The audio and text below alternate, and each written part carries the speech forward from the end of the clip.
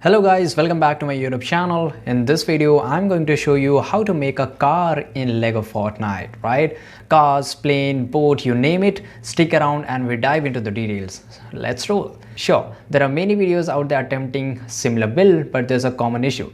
They break eventually. One problem is the ability to alternate between the thruster, making steering and reversing, right? It's a headache. I have found a brilliant solution here.